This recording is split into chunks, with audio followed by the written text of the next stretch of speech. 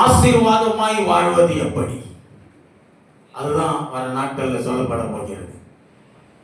அப்போ இன்றைக்கு தேவனுடைய சமூகத்திலே நாம் உட்காருவதற்கு மனதில்லாமல், கர்த்தரை தேடுகிற இருதயம் இல்லாமல், பரிசுத்த வாழ்க்கைக்குள்ள நம்மை வழிநடத்தி செல்லுகிற பரிசுத்த ஆவியானவருடைய ஆளுகைக்குள்ள நம்மை கொடுக்காமல் இருக்கிறோம். சரி, இன்றைக்கு கர்த்தருடைய வார்த்தைக்கு நேராய் போவோம். நிறைய பேரை குறித்து சொல்லணும்னா சொல்லிட்டே போகலாம். ஏன்னா நிறைய விசுவாசிகள்லாம் தேவனுக்குள்ள பலப்படுறாங்க, பலப்படாதவங்க பலப்படாம போறாங்க. பரவாயில்லை, இன்றைக்கு நாம் பலப்படுவோம். இன்றைக்கான கர்த்தருடைய வார்த்தை, தேவனுடைய வார்த்தையை நான் தான் இங்க இருந்து போதிக்கிறேன். கர்த்தருடைய வார்த்தையை நான் தான் சொல்லி கொண்டிருக்கிறேன். நான் இங்க என் மூலமாக தான் போதிக்கப்படுகிறது. ஆனால் யார் போதிக்கிறார்? அதை இங்கே பரிசுத்த ஆவியானவர் என்று தான் பெயர் கொடுக்கப்பட்டிருக்கும்.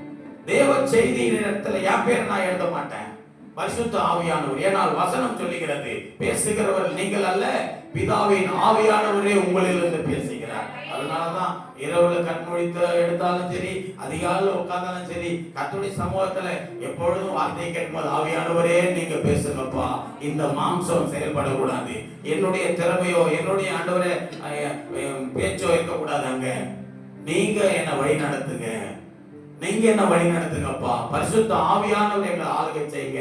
ஏனென்றால் பரிசுத்த ஆவியானவர் ஆளுகை செய்தாதான் நாங்க பரலோக ராஜ்யத்துக்கு தகுதியுடைய பிள்ளைகளாய் மாற முடியும், வாழ முடியும். அல்லேலூயா. இன்னைக்கான தேவனுடைய வார்த்தை என்ன தலைப்பு கொடுத்திருக்கோம்? ஆவியின் சிந்தை. ரட்சிக்கப்பட்டவர்களுக்கு புரியும். நேற்று நான் என்னுடைய ஸ்டேட்டஸ்ல இதெல்லாம் போடும் பொழுதெல்லாம் குரூப்லாம் அனுப்புவேன். நாளைக்கு என்ன சர்ச்சில், நாளைக்கு யூடியூப் என்ன மெசேஜ் கொடுக்குறேன் அப்படின்னு சொல்லி போடும் பொழுது இந்த ஆவியின் சிந்தை பார்த்து ரட்சிக்கப்படாத ஒருத்தவங்க மெசேஜ் பண்றாங்க, ஆவியின் சிந்தனை, ஆவினா பேயா அப்படின்றாங்க. அவங்களுக்கு தெரியாது இல்ல, ஆவினா என்ன, ஆவியின் சிந்தைன்னு விட்டுறீங்க, எந்த ஆவி அது? என்ன ஆவினா? ஆவினா எங்களுக்கு தெரிஞ்சு ஆவினா அந்த பேயா தெரியும், அந்த ஆவி தான் எங்களுக்கு தெரியல. நான் சொன்னேன், இது வேற ஆவி, இது பரிசுத்த ஆவி. இயேசு கிறிஸ்துவால் நமக்கு அருளப்பட்ட ஒரு ஆவி, அதுதான் பரிசுத்த ஆவி. அந்த பரிசுத்த ஆவிதான் நமக்குள்ளே அசைவாடுகிறது, நம்மை ஆளுகை செய்து வழி நடத்துகிறது. இப்பொழுது ஆவியின் சிந்தை யாருக்கு வேண்டும், யாருக்குள் இருக்க வேண்டும்? ஆவியின் சிந்தை உடையவர்களாக யார் வாழ வேண்டும் என்று சொன்னால், ரட்சிக்கப்படாத உலக மனுஷனை வாழ்வான் ஆவியின் சிந்தையில. கிறிஸ்தவர்கள் தான் ஆவியின் சிந்தையில் வாழ வேண்டும். கடந்த நாட்களில் இந்த பகுதியில் ஒரு பெரிய அற்புத பெருவிழா நடந்தது. 2 நாட்கள் நெடுங்குன்றம் பகுதியில். அந்த இடத்துல பல ஆயிரம் கிறிஸ்தவர்கள் கூடினார்கள். அந்த கூட்டம் அருமையாய் நடத்தப்பட்டது.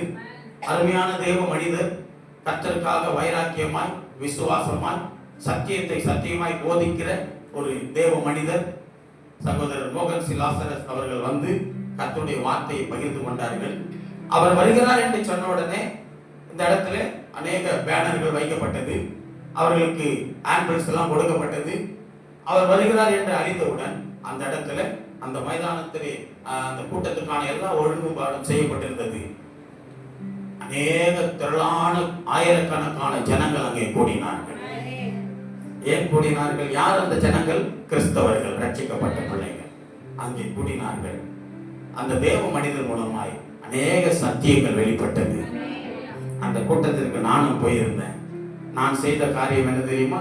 கூட்டம் முடிக்கிறதுக்கு ஒரு சில நிமிஷங்களுக்கு முன்பாகவே கூட்டம் என்ட்ரன்ஸ் வாயில் வழியா அந்த நுழைவு வாயிலுக்கு முன்பாகவே வந்து நின்று விட்டேன். நான் சில ஆவிக்குரிய கைப்பிரதிகளை கொண்டு நின்றேன். எங்கள் சபையில் எழுதப்பட்ட கைப்பிரதிகளை கொண்டு நின்றேன். நான் சொன்னேன், கிறிஸ்தவர்களே மனம் திரும்புங்கள், பரிசுத்தமாய் வாழுங்கள், இன்னும் பரிசுத்தமாய் வாழுங்கள். கிறிஸ்தவர்களே இன்னும் கர்த்தருக்கு சாட்சியாய் ஜீவியுங்கள் என்று சொன்னேன். அநேக கிறிஸ்தவர்கள் என்னை திரும்பி பார்த்து கொண்டு போனார்கள். நான் சொன்னேன், அற்புத பெருவிழாக்கு வந்து போகிறதுனால் உன் வாழ்க்கையில் அற்புதம் நடப்பது நிச்சயம். ஆனால் அற்புத பெருவிழானால உன் வாழ்க்கையில் அற்புதம் நடக்காது. இந்த அற்புத பெருவிழாவில் வந்து கேட்டு போகிற சத்தியத்தை கை கொண்டு நீ பரிசுத்தமாய் மாறும் பொழுது உன் வாழ்க்கையில் அற்புதம் நடக்கும். என்னை கேட்டுக்கொண்டிருக்கிற தேவ பிள்ளைகளே,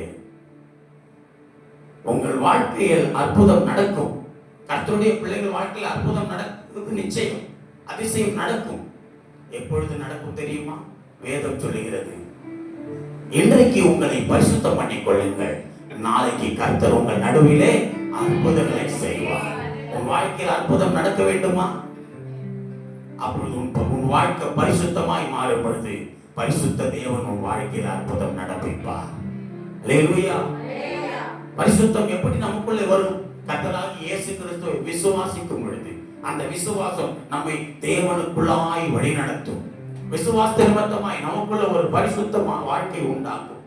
கர்த்தராகிய இயேசு கிறிஸ்துவை விசுவாசிக்கிற நமக்கு அவர் எல்லாவற்றையும் அருளுவார்.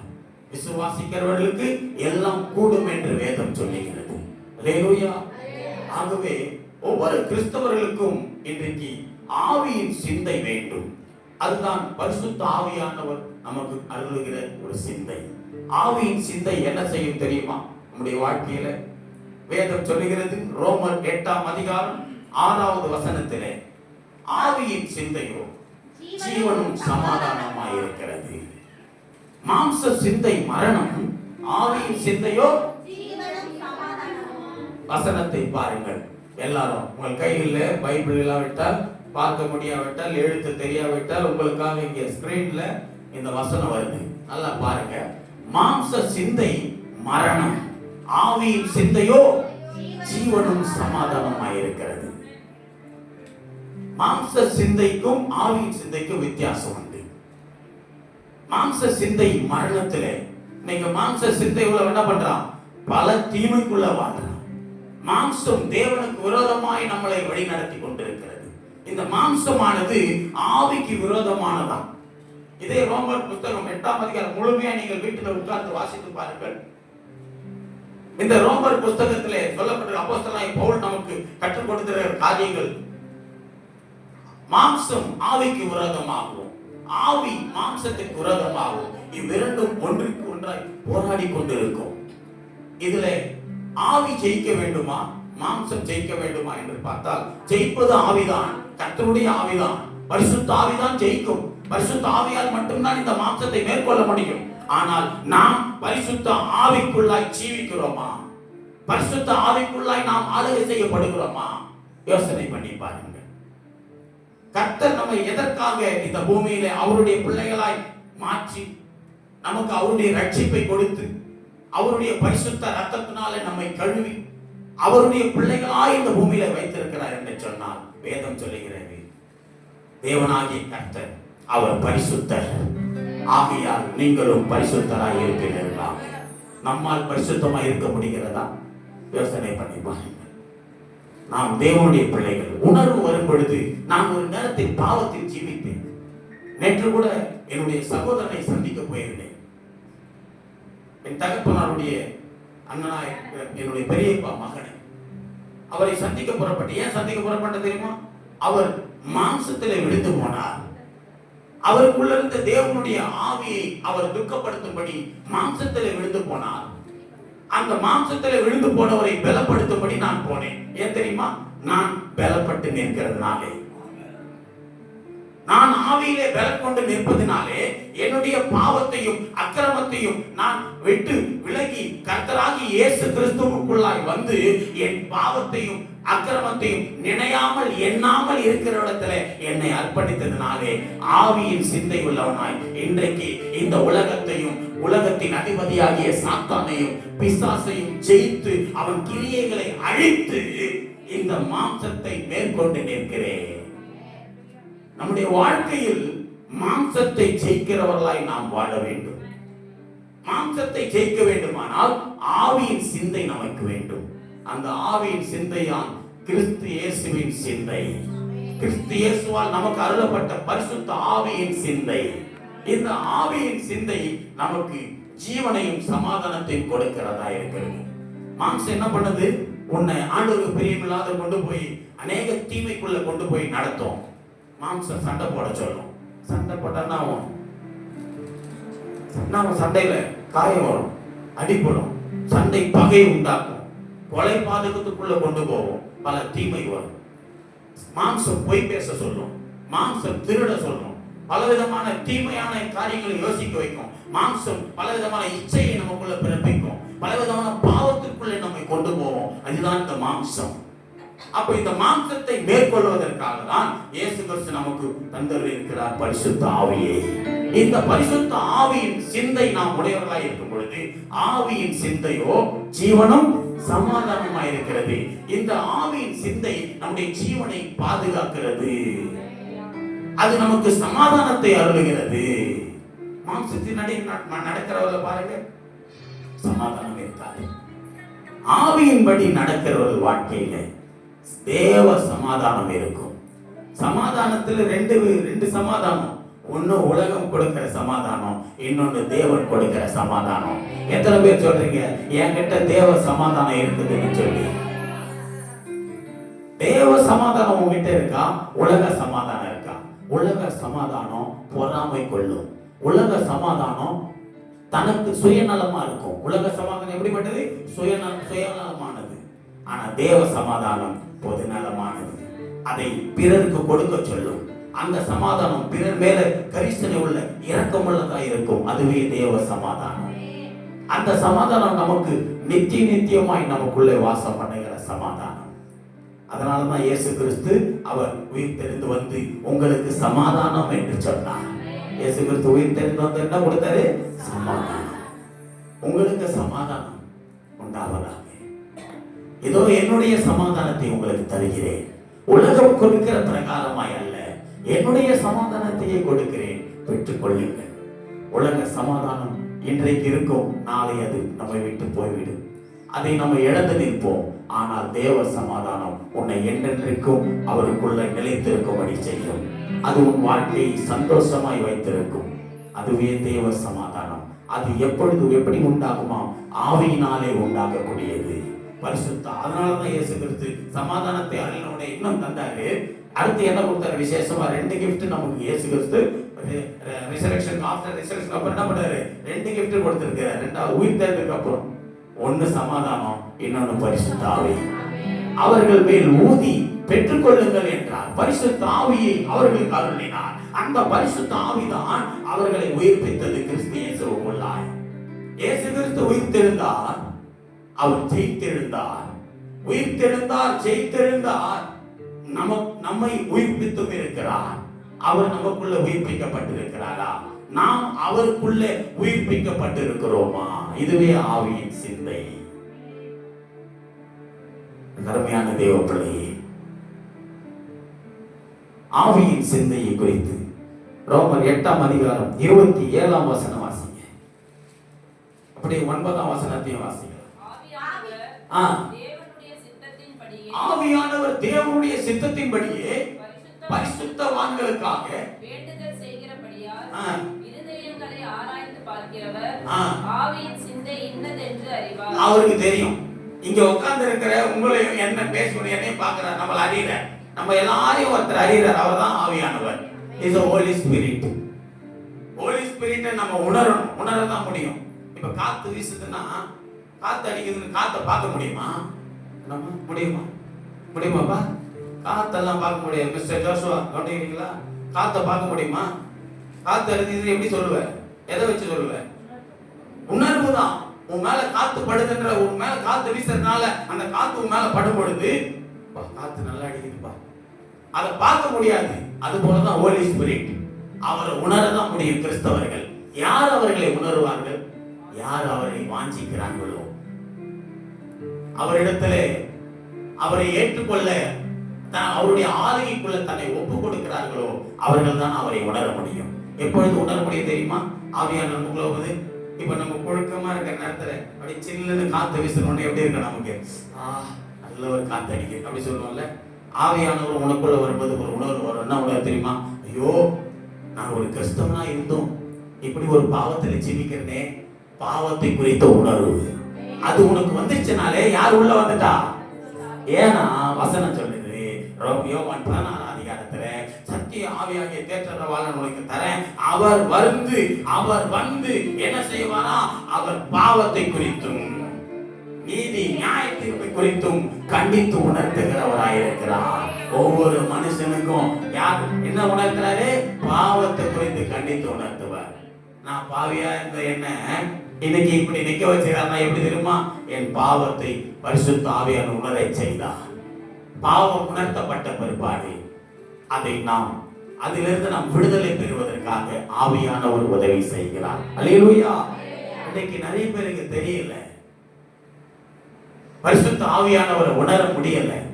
பரிசுத்த ஆவியானவர் they are not received the Holy Spirit. அவர்கள் பரிசுத்த ஆவியை பெற்றுக்கொள்ள விரும்பல. அப்போஸ்தலர் காலத்திலே வேதத்திலே பார்க்கிறோம், book of Actsல அப்போஸ்தலர் புத்தகத்திலே ஒரு சம்பவம் இருக்கிறது. அங்கே அப்போஸ்தலர் பவுல் பேதுரு ஊழியம் செய்து கொண்டிருக்கிறார்கள். இப்படி ஊழியம் செய்கிற நேரத்துல எல்லார் மேலும் பரிசுத்த ஆவி இறங்குது. எல்லா ஜனங்களும் பரிசுத்த ஆவியை பெற்றுக்கொள்றாங்க. எல்லாரும் பரிசுத்த ஆவியை பெற்றுக்கொண்டு அநேக தங்கள் பாவங்களை அறிக்கையிட்டு அவர்கள் வாழ்க்கையில பல மாற்றங்கள் வருது, விடுதலை உண்டாகுது. இதெல்லாம் பெற்றுக்கொண்டு எல்லா ஜனங்களும் ஒரு விடுதலையோடு போகிறதை ஒரு மேஜிக் மேன் பார்க்கறான், ஒரு மந்திரவாதி பார்க்கறான். அந்த ஊர்ல இருந்த மந்திரவாதி பார்த்து, அவன் பேர் சீமோன். அந்த மந்திரவாதி பார்த்துட்டு அவன் போய் நேரா பேதுருட்ட கேட்கிறார், ஐயா, இந்த பரிசுத்த ஆவியை நானும் பெற்றுக்கொள்ளணும். எல்லாரும் பெற்றுக்கொண்டு விடுதலை அடைகிறாங்களே, அதை நானும் பெற்றுக்கொள்ளணும். எவ்வளவு ஐயா பணம் வேணும் உங்களுக்கு? எவ்வளவு பணம் கொடுத்தா தருவீங்க? எவ்வளவு பணம் எல்லாம் தரு, எனக்கு அந்த பரிசுத்த ஆவியை கொடுங்களேன் அப்படின்னா. பணத்தினால பரிசுத்த ஆவி வாங்க முடியாது. பாவத்தை அறிக்கையிடும் பொழுதுதான் பரிசுத்த ஆவி வாங்க முடியும். பாவத்தை விட்டு வழி விலகும் பொழுதுதான் பரிசுத்த ஆவியை நாம் பெற்றுக்கொள்ள முடியும். பாவம் நமக்குள்ளிருந்து வெளியாக வேண்டுமானால் பாவத்தை வெளியாக்குகிறவர், நமக்குள்ளே பாவம் இருக்கிறது என்பதை உணர்த்துகிறவர் யார்? பரிசுத்த ஆவியானவர். அதனாலதான் அந்த பாட்டு சொன்னேன், தாயினும் மேலான அன்பு என்னில் நீ வைத்ததினாலே தண்டிக்க மனதில்லாமல் கண்டித்து உணர்த்துகிறேன். தண்டிக்க மனதில்லாமல் கண்டித்து நடத்துகிறேன். பரிசுத்த ஆவியானவர் தான் கண்டித்து உணர்த்து நடத்துகிறவர், உணர்த்துவர். நம்ம ஒரு காலத்துல ஆண்டவர் பிரியமெல்லாம் ஓடிக்கொண்டிருந்தேன். அப்போ என்ன நிறைய பேர் நேசிச்சாங்க. அவங்களாம் யாருன்னு பார்த்தா அவங்களும் ஆண்டவர் பிரியமில்லாத காரியங்களை செய்யறவங்க. ஆண்டவர் பிரியமான காரியங்களை செய்யறவங்க என்னை பார்த்து கலங்கினாங்க, என்னை பார்த்து வருத்தப்பட்டாங்க. ஐயோ, தம்பி இப்படி ஆயிட்டாரே, இவர் இப்படி இருக்கிறாரே, இவர் நல்ல ஊழியம் செய்யணுமே, ஒரு பாஸ்டர் படிச்சிருக்காரு, அப்படி ஒரு உணர்வோட பார்த்தாங்க. எனக்காக நிறைய பேர் ஜெபித்தாங்க. நான் தேவனுக்கு பிரியமில்லாத காரியங்களை செய்து கொண்டு உலக பிரகாரமாய் பாவத்திலே ஜீவித்துக் கொண்டிருந்த நாட்களிலே ஆவிக்குரியவர்கள் எனக்காக ஜெபித்தார்கள். சில ஆவிக்குரியவர்கள் என்னை கண்டித்தார்கள், சில ஆவிக்குரியவர்கள் என்னை வெறுத்தார்கள். ஆனால் உலகத்தாரோ என்னை நேசித்தார்கள். உலக பிரகாரமாய் வாழ்க்கிற கிறிஸ்தவர்கள் என்னை நேசித்தார்கள். ஏன்னா அவர்களும் அதில் இருக்கிறதுனால. அப்போ ஒரு நாள் நான் உணர்வடைந்தேன், உணர்த்தப்பட்டேன். எல்லாத்தையும் இழந்து நின்ற நேரத்திலே, வியாதியும் பலவீனமும் வந்து சூழ்ந்த நேரத்திலே, அப்பொழுதுதான் நினைத்தேன், அப்பொழுது வேத வசனங்கள் எனக்கு உணர்வை கொடுத்து, வேத வசனங்கள் எனக்கு நினைவுக்குள்ள வருகிறது. அந்த வேத வசனங்களை நினைத்து பார்த்தேன். ஐயோ, நான் ஒரு கிறிஸ்தவனா இருந்து கொண்டும், நான் ஒரு தேவனுடைய ஊழியக்காரனா இருந்தும் இப்படிப்பட்ட பலவிதமான தீமையிலும் பாவத்திலும் ஜீவிக்கிறேனே. இது தேவனுக்கு பிரியமில்லாத வாழ்க்கை, இது தேவனுக்கு பிரியமில்லாத செயல். ஆண்டவரே, இதிலிருந்து என்னை விடுவியும் என்று சொன்னேன்.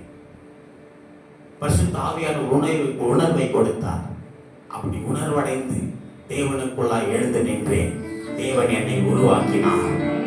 இப்பொழுது என்னை வெறுத்த ஆவிக்குரியவர்கள் எல்லாம் என்னை நேசிக்கிறார்கள். வெறுத்த ஆவிக்குரியவர்கள் என்னை நேசிக்கிறார்கள். ஆனால் உலகத்திலே இன்னும் இருக்கிற கிறிஸ்தவர்களோ இப்பொழுது என்ன பண்றாங்க? நான் பாவத்தில் இருக்கும்போது என்ன நேசிச்சாங்க, இப்ப நான் பாவத்தை குறித்து கண்டித்து உணர்த்தவனா மாறிட்டேன். ஏன்னா பரிசுத்த ஆவியானவர் எனக்குள்ள. பரிசுத்த ஆவியானவர் வந்துட்டாருன்னா அவர் உன்னை கண்டித்து தான் நடத்துவார், ஆனா தண்டிக்க மாட்டார். இன்னைக்கு நம்ம செய்யற அக்கிரமங்கள் பாவங்களுக்கெல்லாம் நாம தண்டிக்கப்படணும்னா ரொம்ப தண்டிக்கப்படலாம். ஒரு பாஸ்டர் பேசுற ஒரு பிரசங்கத்தை பார்த்தேன்.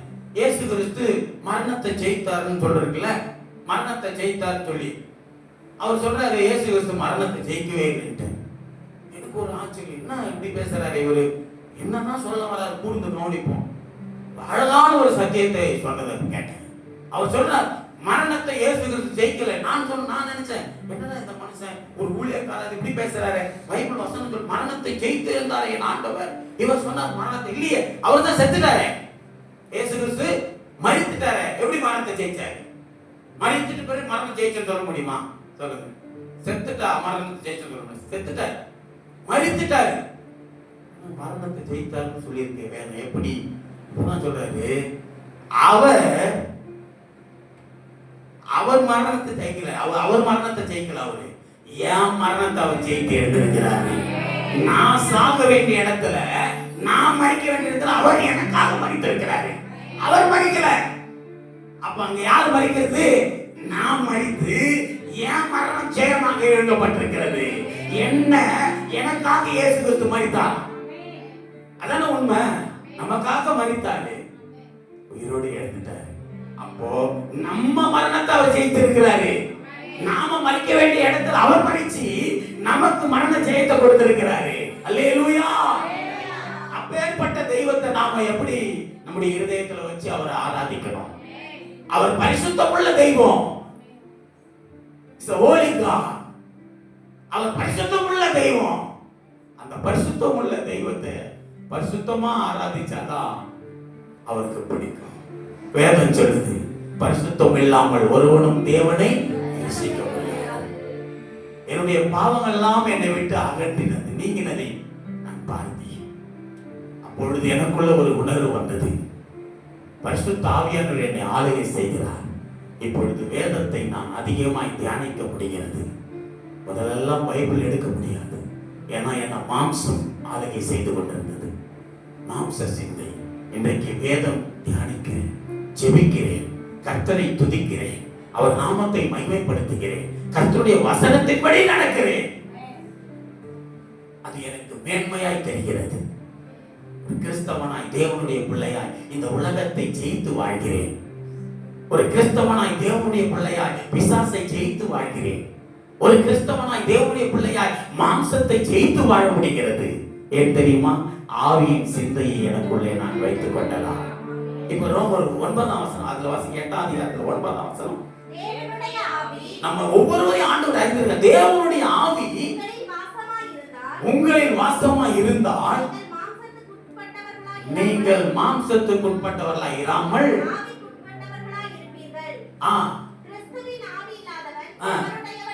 இந்த வசனத்தை நல்லா பாருங்க.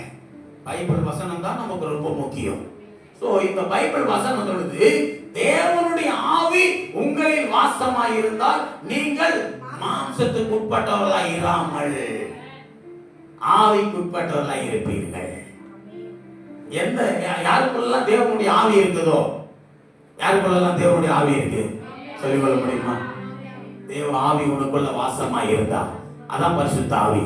யாருக்குள்ளெல்லாம் ஹோலி ஸ்பிரிட் இருக்கிறாரோ, யாருக்குள்ளெல்லாம் பரிசுத்த ஆவியானவர் அவர்கள் ஆளுகை செய்கிறாரோ, அவர்கள் யாரா இருக்க மாட்டாங்க? யாரா இருக்க மாட்டாங்க? உனக்குள்ள பரிசுத்த ஆவி இருக்கிறாரா? உனக்குள்ள இருக்கிறாரா? உணர்ந்து கொள். இல்லாவிட்டால் உணர்ந்து கொள். பரிசுத்த ஆவியானவர் உங்களுக்குள்ள இருக்கிறாரா? வாலிப பிள்ளையே, உனக்குள்ள இருக்கிறாரா? இருந்தாருன்னா நீ டெய்லி பைபிள் படிப்ப, செல்போன்ல ரீல்ஸ் பார்த்துன்னு உட்காந்து இருக்க மாட்டேன். மணிக்கணக்கா செல்போனை வச்சு நைட் எல்லாம் கண்ணு முடிச்சு அப்படியே பார்த்துட்டு 1 மணி வரையும் செல்ல பார்த்துட்டு 9 மணி வரையும் காலையில தூங்க மாட்டேன். கிறிஸ்தவனா இருக்கேன், நான் தேவனுடைய பிள்ளையா இருந்தா, ஆவியின் சிந்தை உள்ளவனா இருந்தா, யாருக்குள்ளெல்லாம் பரிசுத்த ஆவி வாசமா இருக்கிறதோ அவர்கள் யாரா இருக்க மாட்டார்கள்? மாம்சத்துக்கு உட்பட்டவர்களா இருக்க மாட்டார்கள். இதான் சத்திய வசனம். நாம் ஆவிக்குரியவர்களாய் இருப்போம், அவர்கள் ஆவிக்குட்பட்டவர்களாய் இருப்பார்கள்.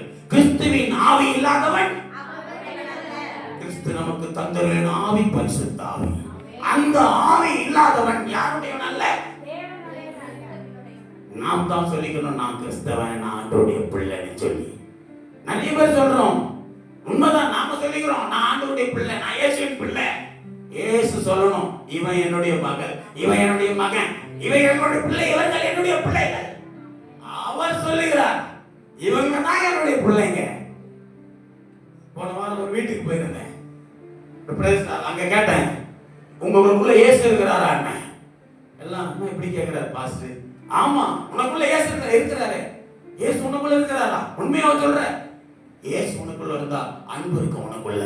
இயேசு உனக்குள்ள இருந்தா சமாதானம் இருக்கும். இயேசு உனக்குள்ள இருந்தா நிம்மதி இருக்கும். இயேசு உனக்குள்ள இருந்தா எல்லா நன்மையும் உன்னை சூழ்ந்து இருக்கும், தீமை உன்னை சூழ்ந்து இருக்காது. இயேசு இருக்கிறாருன்ற சண்டை போடுற, இயேசு இருக்கிறாருன்ற கெட்ட வார்த்தை பேசுற, இயேசு இருக்கிறாருன்ற ஆண்டவர் பிரியமில்லாத இடத்துக்கெல்லாம் போற, இயேசு இருந்தா கொண்டு போவாரா? கர்த்தருடைய ஆவி இருந்தா போகுமா? போவாது. பரிசுத்த ஆவி யாருக்குள்ளெல்லாம் வாசம் பண்றாரோ அவர்களை ஆளுகை செய்து நடத்துவார். எங்கே நடத்துவார் என்றால் பரிசுத்தமான இடமாகிய பரலோகத்திற்கு நேராய் வழி நடத்துவார். இன்றைக்கு ஆண்டவருக்குள்ள அர்ப்பணிக்கிறேன் என்று சொன்னால் எதற்காக? என் உறவு இன்னைக்கு ஒரு உறவை கூட நான் பகைத்து கொண்டு நிற்கிறவனே அல்ல இந்த பூமியில. நம் சக நண்பர்களும் சரி, என்னை விரோதிக்கிறவர்கள் எனக்கு ஒருவரும் இல்லை. விரோதித்தாலும் அவர்களை நான் நேசிக்க தெரியுமா? அப்பதான் அவங்களுக்கு சத்தியத்தை சொல்ல முடியும். அப்பதானே நான் இயேசு கிறிஸ்து பற்றி அவங்களுக்கு சொல்ல முடியும். நான் பகைச்சு சண்டை போட்டு உட்காந்துன்னா எப்படியா சொல்ல முடியும்? என் சகோதரனை போய் பார்த்து நான் சொன்னேனே, மனம் திரும்பிடு, மாறிடு, இப்படி வாழாத, கிறிஸ்துவின் ஆசீர்வாதத்தை இழந்து போயிட்டப்ப. ஒரு செகண்ட்ல உன்னுடைய மேன்மை போயிடுச்சு பத்தியா? ஒரு நிமிஷத்துல உன் மேன்மை இழந்துட்டியே பத்தியா? எதனால? அந்த பொல்லாத குடி, அந்த தீய பழக்கம், அதுக்கு அடிமை. இன்னைக்கு அதை இச்சித்து ஓடுற பின்னாடி, அதை இச்சித்து ஓடி அசிங்கப்படுவ, அவமானப்படுவே தவிர நீ மேன்மையா வாழ முடியாது. உன் வீட்டுல உன் மனைவி கூட உன்னை மதிக்க மாட்டான், உன் பிள்ளைங்க மதிக்காது. நீ ஒரு குடிகாரன தகப்பனா இருந்தீனா, பிள்ளைகள் நிக்குது, கண்ணீரோடு மனைவி நிக்கிறாங்க. நான் நேற்று போய் கடிந்து கொண்டுதான் சொன்னேன் என் சகோதரனை. ஏன் நான் இதை சொல்றேன்னா, இன்னைக்கு என் சகோதரன் வாழ்க்கையில அவர் நல்லா வாழணும், அவர் ஆசீர்வாதமா இருக்கணும்.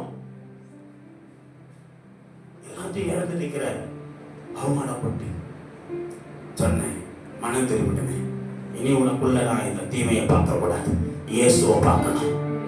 அந்த தீமையெல்லாம் நான் அனுபவிச்சுட்டேன், அந்த தீமையெல்லாம் நான் பார்த்துட்டேன். அவமானம் தான், நிந்தனை தான் வரும். எந்த இடத்துல நான் அவமானப்பட்டனோ அந்த இடத்துல கர்த்தர் என்னை மேன்மைப்படுத்தினார். யாரெல்லாம் என்ன அந்த அசிங்கத்துல இருந்து தூக்கிட்டு போனாங்களோ அவங்கெல்லாம் என்னை பார்த்து ஆச்சரியப்படும்படி ஆண்டவர் செய்தார். எந்த ஊழியக்காரர் என்னை ஐயோ என்று பார்த்தாரோ அவரே என்னை உயர்த்தி ஒரு இடத்துல கனப்படுத்தினார்.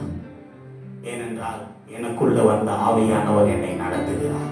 பரிசுத்த ஆவியினால் நீ அபிஷேகிக்கப்படும் பொழுது இன்னைக்கு நிறைய பேர் தெரியல. இன்றைக்கு பூமியில வாசம் பண்ணுகிறவர் பரிசுத்த ஆவியானவர்.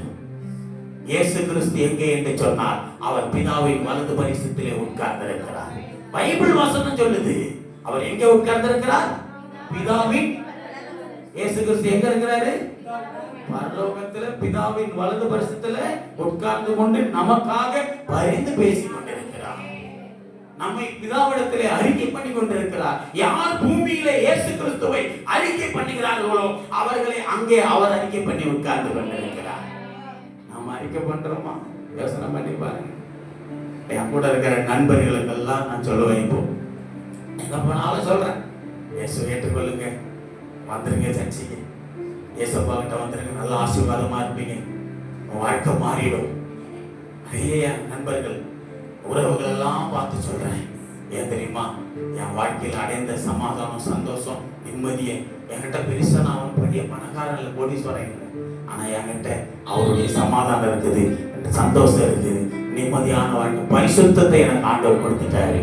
அது எனக்கு சந்தோஷம். நான் பரலோக போற ராஜ்யத்துக்கு போறதுக்கு ஆயத்தப்பட்டு கொண்டிருக்கிறேன். அது எனக்கு சந்தோஷமா இருக்குது. அதுதான் இன்னைக்கு நிறைய ஒவ்வொருக்கும் சொல்லிக் கொண்டிருக்கிறேன். அருமையான தேவ பிள்ளையே, பொல்லாத பிசாசு உங்களை பலவிதமான அழிவுக்கு நேராய் கொண்டு போக பார்க்கிறார். உலக ஆசை, உலக இன்பத்தை காட்டி உங்களை இழுத்து கொண்டு போகிறார். கர்த்தரை துக்கப்படுத்துகிற காரியம் எனக்கு தூரமா இருக்கட்டும் என்று நாம் சொல்லுவோமா? எத்தனை பேர் அப்படி சொல்ல முடியும்? கர்த்தரை துக்கப்படுத்துகிற காரியங்களை நாம் செய்தால் என்ன சந்தோஷத்தை நாம் அதிலே காண முடியும்? இருக்கிற சந்தோஷமும் போய்விடும். ஆகவே எனக்கு கர்த்தர் கொடுத்திருக்கிற இந்த மகிழ்ச்சி, நான் மகிழ்ச்சியான காரியத்திலே, கர்த்தர் எனக்கு தந்திருக்கிற இந்த சந்தோஷத்திலே அவரை நான் சந்தோஷப்படுத்துவேன் என்று சொல்லி எத்தனை பேர் வாழ விரும்புகிறேன்? இது எனக்கு கர்த்தர் கொடுத்த மகிழ்ச்சி, இது கர்த்தர் எனக்கு கொடுத்த சந்தோஷம், இது கர்த்தர் எனக்கு கொடுத்த சமாதானம். இதிலே அவர் மகிமை அடைய வேண்டும். என் நிமித்தமாய் என் ஆண்டவர் இயேசு மகிமை அடைய வேண்டும். நான் இயேசுவின் பிள்ளை. இதுதான் சத்தியம். ஆவியின் சிந்தை நமக்குள்ளே இருக்க வேண்டும். அது நமக்கு ஜீவனும் சமாதானத்தையும் கொடுக்கும். வேகமாய் வாசியுங்கள். சில ஆவியின் சிந்தையை சொல்லி நான் கடந்து போக விரும்புகிறேன். ஒரு 8 காரியம் 7 காரியம் சொல்றேன்.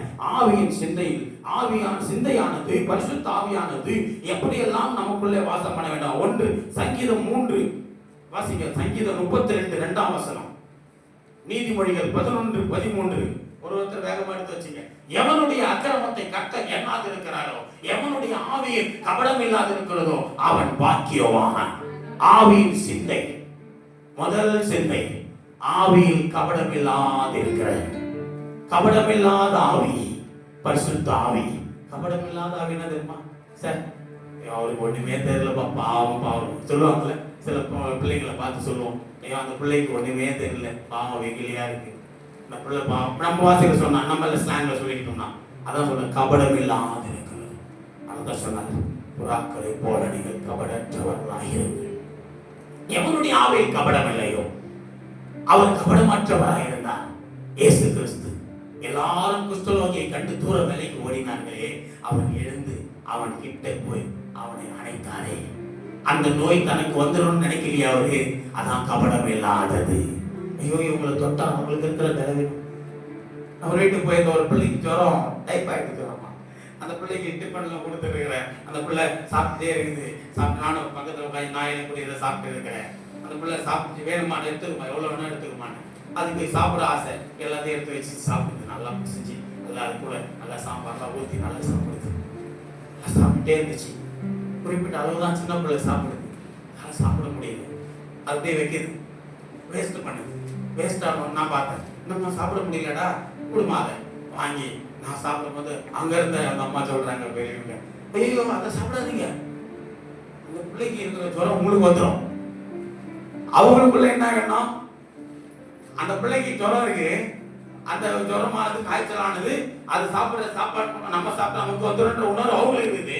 எனக்கு அதெல்லாம் இல்லை. இதான் கபடமற்ற ஒரு இது, கபடம் இல்லாத ஆவி. கொடுமா வேலையை பாருங்க, அதெல்லாம் ஒண்ணும் இல்லை. குழந்தைங்க நான் சாப்பிட்டேன், எனக்கு வந்துச்சு டைபாய்டு, எனக்கு வந்துச்சு அந்த காய்ச்சல். கபடம் இல்லாத எவனுடைய ஆவியில் கபடம் இல்லாது இருக்கிறதோ அவன் பாக்கியவான். ஐயோ தொட்டா வந்துடும். நீ கிறிஸ்தவனா பண்ணி கை கொடுக்கறதுக்கு யோசிப்பாங்க நிறைய பேர். என்னை காக்கிறவர் உறங்காக, எனக்கு ஒரு தீங்கும் வராது, என்ன அவர் பாதுகாக்கிறார். நான் கபடம் இல்லாதவனா, என் ஆவியில் கபடம் இல்லாதவனா, எல்லாரையும் நேசிக்கிறவனா இருக்க வேண்டும். ஃபர்ஸ்ட் ஆஃப் ஆல் ஆவியில் கபடம் இல்லாத, ஆவியில் கபடம் இல்லாத ஒரு ஆவி, அதுதான் கிறிஸ்துவின் சிந்தை, இயேசு பரிசுத்த ஆவி. இரண்டாவது நீதிமொழிகள் 11:3. வேகமா வாசிக்கணும், கடகடன்னு குறிச்சு வச்சுக்கணும், இதெல்லாம் தெரிஞ்சுக்கணும். என்ன ஆவி நமக்கு செம்மையானவருடைய இந்த வசனம் இல்ல, நீதிமொழிகள் 11:13. புறங்கூறி திரிகிறவன் ரகசியத்தை வெளிப்படுத்துகிறான், ஆவியில் உண்மை உள்ளவனோ அடக்குறான். என்னது அடக்குறான்? காரியத்தை தெரியாது, எல்லாத்தையும் வெளியே சொல்லிடுது. கர்த்தர் உன்னை ஆசீர்வதிக்கிறார்னா அந்த ஆசீர்வாதம் வச்சுக்கோ, ரகசியம். கர்த்தர் உனக்கு கொடுக்கிற ரகசியம் கவனிக்கிறீங்களா? புறங்கூறி திரிக்கிறவன் ரகசியத்தை என்ன பண்ணிடுவான்? அவன் புறங்கூறவன் எல்லாத்தையும் சொல்லிடுவான் எல்லார்கிட்டையும் போயிட்டு. வசனம் சொல்லுது பாருங்க, ஆவியில் உண்மை உள்ளவன். இப்போ இங்க பாத்தீங்கன்னா உண்மை உள்ள ஆவி, பரிசுத்த ஆவி, கபடமில்லாத ஆவி, உண்மை உள்ள ஆவி. கர்த்தர் உனக்கு கொடுக்கிறத காத்துக்கொள்ள வைக்கும். உனக்குள்ள இருக்கிற ஆசீர்வாதம் காத்துக்கொள்ளப்படும். பரிசுத்த ஆவி அது உண்மை உள்ள ஆவி. இப்போ 2 காரியம் சொன்ன, 1 கபடமில்லாத ஆவி, 2வது உண்மை உள்ள ஆவி. ஆவியின் சிந்தையில எவ்வளவு இருக்கு? அடுத்து ஏசாயா 66:2. ஏசாயா 66:2 குறிச்சுக்கோ பைபிள் வசனம் ஒரு 7 பாயிண்ட் உனக்கு ஆவியில சிந்தை. என்னுடைய கரம் இவைகளை 66:2 சிருஷ்டித்ததினால் இவைகள் எல்லாம் உண்டாயின என்று கர்த்தர் சொல்லுகிறார். ஆனாலும் சிறுமைப்பட்டு ஆவியில் நொறுங்குண்டு என் வசனத்திற்கு நடுங்கிறவனையே நோக்கி பார்ப்பேன். அல்லேலூயா. இதுல ஒரு காரியம் கத்துக்கலாம். ஆண்டவர் யாரை நோக்கி பார்ப்பாரா? வசனத்துக்கு யார் பயப்படுறாங்களோ, வசனத்துக்கு யார் நடுங்கிறார்களோ, நடுங்கிறதுனா குளிருக்கு நடுங்க இல்லை. வேத வசனத்தை கேட்ட உடனே உணர்வடைந்து பயந்து, ஐயோ கர்த்தருடைய வார்த்தை இப்படி சொல்லுது, நாம இப்படி நடக்கக்கூடாது, இது கர்த்தருக்கு பிரியமில்லாத காரியம். யார் வசனத்துக்கு நடுங்கி தன்னை காத்துக் கொள்கிறார்களோ அவர்கள் தான் ஆவியில் நொறுங்குண்டவர்கள். யாருடைய ஆவி நொறுங்குண்ட ஆவியா இருக்கிறது? நொறுங்குண்ட ஆவி என்ன தெரியுமா? உணர்வுள்ள இருதயம். அப்படியே ஒரு நிகழ்வு. இப்போ நம்ம கண்ணு முன்னாடி ஒருத்தன் பயங்கரமா ஒரு பாதிப்புக்குள்ள கிடக்கிறான்னு சொல்லும் பொழுது அதை பார்த்துட்டு உங்களுக்கு பைபிள் பாருங்க சொன்னா ஈஸியா சொல்ற மாதிரி சொல்ல பாருங்க. நல்ல சமாரியன் கதை பைபிள்ல படிச்சிருக்கீங்களா? நல்ல குட் சமாரியன் லூக்கா 10 அவனுக்கு பாத்தீங்கன்னா ஒரு மனுஷன் எருசலேம்ல இருந்து எரிகோவுக்கு போறாராம். அவர் புறப்பட்டு போறார் ரோமன். அவர் புறப்பட்டு போகும்போது கல்லர் கையில் அகப்படுறாரு. கல்லர்கள் கையில் அகப்பட்ட உடனே கல்லர்கள் அவரை பிடித்து அடித்து அவருடைய வஸ்திரத்தெல்லாம் உரிந்து கொண்டு அவருடைய உடைமைகள்லாம் எடுத்துக்கொண்டு அவரை அடித்து காயப்படுத்தி குற்றுயிராய் போட்டு விட்டு போயிட்டாங்களாம். சாக கிடக்கிறார். இப்ப அந்த பக்கமா அவருக்கு தெரிஞ்சவன் வரான். கொஞ்சம் தூர் உறவுன்னு சொல்ல முடியாது, தெரிஞ்சவன் பக்கத்து வீட்டுக்காரன்னு வச்சுக்கலாம். ஐயோ நான் இவன் அடிப்பட்டு விழுந்து கிடக்கிறானே, நான் இப்படி இருக்கிறான், ஐயோ சத்துருவா விழுகுதே, பயமா இருக்குதே. பார்த்த உடனே ஐயோ நமக்கு ஏன் வம்பு, விலைக்கு ஓடலாம், மறைச்சு பார்க்காத வரையே போயிடறான். பார்த்து அப்படியே போயிட்டான். நமக்கு வேணாம், இவனை போய் தொட்டு தூக்க போய் இவனுக்கு நம்ம சொல்ல நம்ம ஒரு இதுவாயிடும், ஐ விட்னஸ் ஆயிடுவோம், நம்ம செத்துட்டான்னா நம்ம மேல வந்துடும், பயந்து ஓடுறான். ரெண்டாவது ஒருத்தன் வரான். இப்ப யார் தெரியுமா வரா? உறவுக்காரன் வரான். இவனாவது பக்கத்துக்கு உறவில்லாத தெரிஞ்சவன். இப்போ உறவுக்காரன் வந்து பார்த்துட்டு இவன் இப்படி இருக்கிறானே, நமக்கு வேணாம் வம்பு, இதையா நம்ம செய்ய பார்க்காத மாதிரி தெரியாத மாதிரி போயிடலாம், பார்க்கல அப்படின்ற மாதிரி போயிட்டான். இவன் உறவு. மூணாவது ஒருத்தர் வர.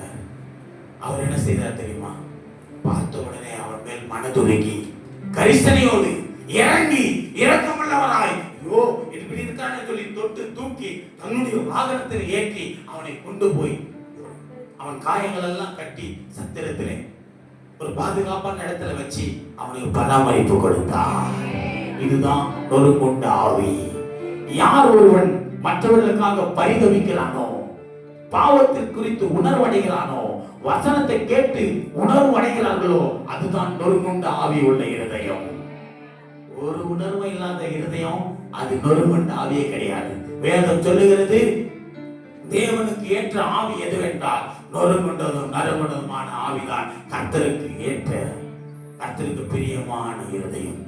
நொறுங்குண்ட இருதயம். அப்போ ஆவியில் நொறுங்குண்டவர்களாய், நொறுங்குண்ட ஆவி. மூன்றாவது. நாலாவது மத்தேயு 5:3 ஆவியில் எளிமை உள்ளவர்கள் பாக்கியவான்கள், அவர்கள் வாசிங்க. ஆவியில் எளிமை உள்ள பாக்கியம், அவர்கள் பரலோக ராஜ்யம் அவர்களுடையது. ஆவியில் எளிமை உள்ளவர்களா? எளிமை உள்ளவர். எளிமை என்ன தெரியுமா? தாழ்மை, ஹம்பிள், எளிமை உள்ளவர்கள். யாருடைய பெருமை இருக்க கூடாது, மேட்டிமை இருக்க கூடாது, கருவா இருக்க கூடாது. ஒரு ஹம்பிள். நான் ஒண்ணு எல்லாமே இயேசுதான், எனக்கு கர்த்தர் தான் இதெல்லாம் கொடுத்தார். எல்லாரையும் நேசிக்கணும். என்னோட உயர்ந்தவன் யாரையும் தாழ்ந்தவனா பார்க்க கூடாது. நான் இன்னைக்கு நல்லா இருக்கிறேன்னு சொல்லிட்டு எனக்கு இல்லை எல்லாமே இருக்குது, ஆனா என்ன பண்ணுவேன்? ஆண்டவரே என்னை ஆசீர்வதித்தது போல இவர்களையும் ஆசீர்வதிங்கப்பா. எனக்கு உண்டாயிருக்கிற உணவு இவர்களுக்கும் கிடைக்கட்டும், எனக்கு இருக்கிற உடை இவர்களுக்கும் கிடைக்கட்டும். என் உடை யாரும் கேட்க மாட்டாங்க, உங்க உடைகள்லாம் நல்லா இருக்கும் கேட்பாங்க. எனக்கு இந்த உடையை யாரும் கேட்க முடியாது. இது ஒரு பிரதிஷ்டைக்குரிய ஒரு உடை. ஆண்டவருக்காக எல்லாத்தையும் எனக்கு நினைக்கிறது. ஒருத்தன் கேட்டாங்க, நாங்க எப்படி ஆயிட்டீங்க பாஸ்டர்? எப்படி ஆயிட்டேன்? எப்படி மாறிட்டீங்க? இது அந்த அளவுக்கு ஒன்றும் இதா இல்லை, பரவாயில்ல, அப்படிதான் எனக்கு வேணும். ஆவியின் எளிமை எனக்கு வேண்டும். என்னை பார்க்கிறவர்கள் ஸ்டைலாகிற அழகாகிற அதெல்லாம் ஒன்றும் சொல்ல தேவையில்ல. பரிசுத்தமா வாழ்ற பரலோக ராஜ்யத்துக்கு அநேக தகுதிப்படுத்தி கொடுக்க ஊழியம் செய்கிறார் சொன்னா போதும். ஊழியம் செய்கிறார் சொன்னா போதும். ஆவியின் எளிமை உள்ளவர்களாக இருக்க வேண்டும். நான்காவது காரியம் ஆவியின் எளிமை.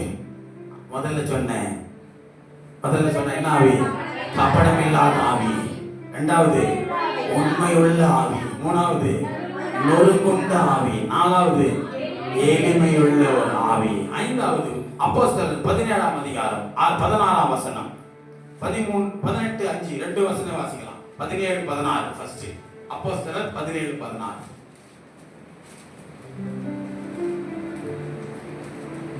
வாசிங்கப்பா.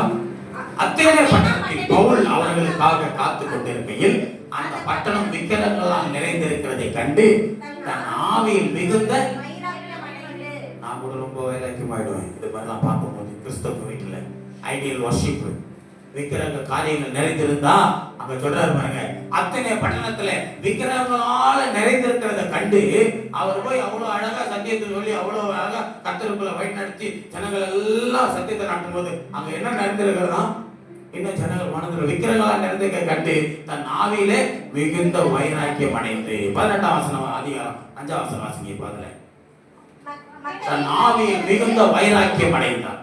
மக்கெதோனியாவில் இருந்து சீலாவும் தீமோத்தேயும் வந்தபோது பவுல் ஆவியின் வைராக்கியை கொண்டு இயேசு கிறிஸ்து, அல்லேலூயா, இயேசு கிறிஸ்துவை அவர் வெளிப்படுத்தி காட்டுறார், தெளிவுபடுத்தி காட்டுறார். எப்படி காட்டுறார்? ஆவியில வைராக்கியம் கொண்டு. அப்போ 5வது காரியம், ஆவியில் வைராக்கியம் கொண்டு இருக்கிறவர்களாக இருக்க வேண்டும். ஆவியில் வைராக்கியம், நான் கேட்பேன், குறிச்சு வச்சுங்க.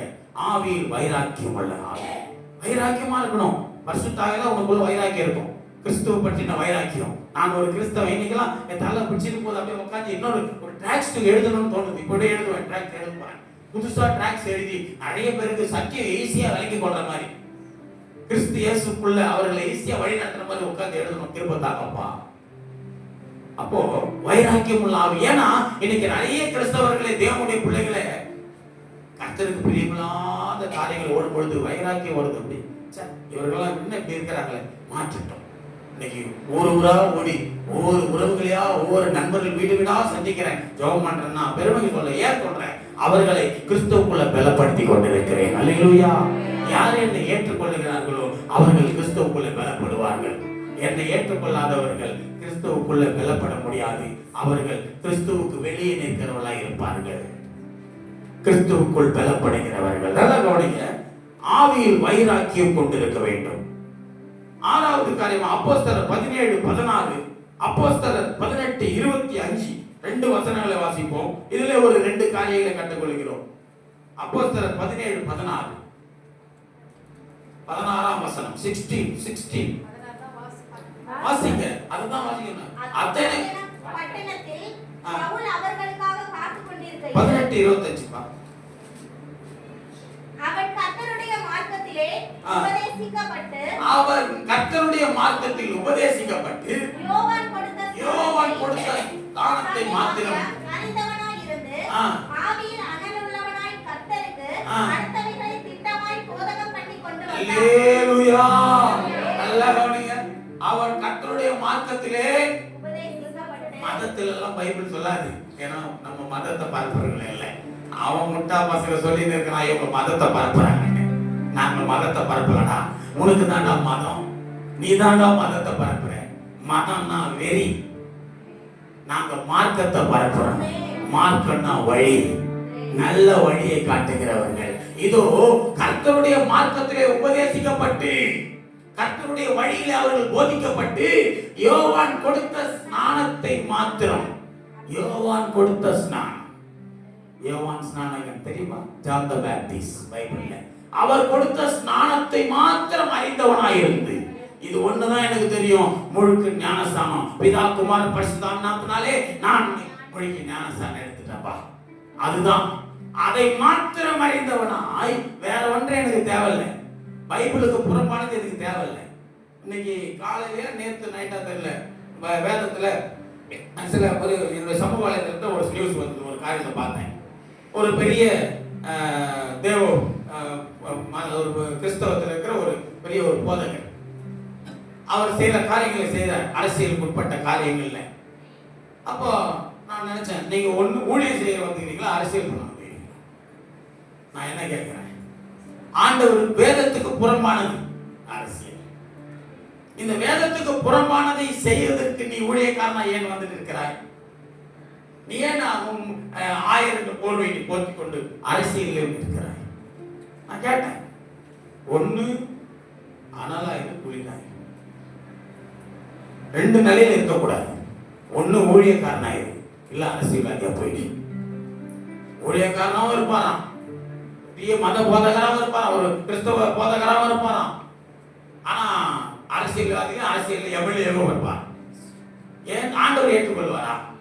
அப்படி ஆண்டவர் நினைச்சிருந்தாருன்னா யூதாஸ் காரியத்துடைய திட்டமே வேற. யூதாஸ் காரியத்துடைய திட்டம் என்ன தெரியுமா? இயேசு கிறிஸ்துவை காட்டி கொடுக்கிறதா, இயேசு கிறிஸ்துவ சிலுவையில் அறைய வைக்கிறதா? யூதாஸ் காரிய திட்டமே வேற. ஐயோ, ஆண்டவர் இவ்வளவு பெரிய பயங்கரமான இருக்கிறாரே, நிறைய அற்புதங்களை செய்யறாரு, அதிசயங்களை செய்யறாரு, இயேசு கிறிஸ்துவோட நிறைய வல்லமைகள் இருக்கிறது. இவரை காட்டி கொடுத்தா இவரை பிடிக்க வருவாங்க. இவர் அப்போ தன்னுடைய வல்லமை வைத்து அவர்களை அழிச்சிடுவாரு. அப்போ இவர் ராஜாதி ராஜாவா, இவர் ஒரு ராஜாவா அரசாளுவாரு. இவரு கீழே நம்ம எல்லாம் மந்திரிகள் ஆயிடலாம். யூத மார்க்கத்திலேயே இந்த ரோமர்கள் ஒழிஞ்சிடுவாங்க நினைச்சான் யூதாஸ். அவன் திட்டம் நிறைவேறிச்சா? காசு காலம் காட்டி கொடுக்கல. கேஷியரை யார் தெரியுமா? இயேசு கிறிஸ்துவோட கேஷியர் யார் தெரியுமா? யூதாஸ் காரியர் தான்.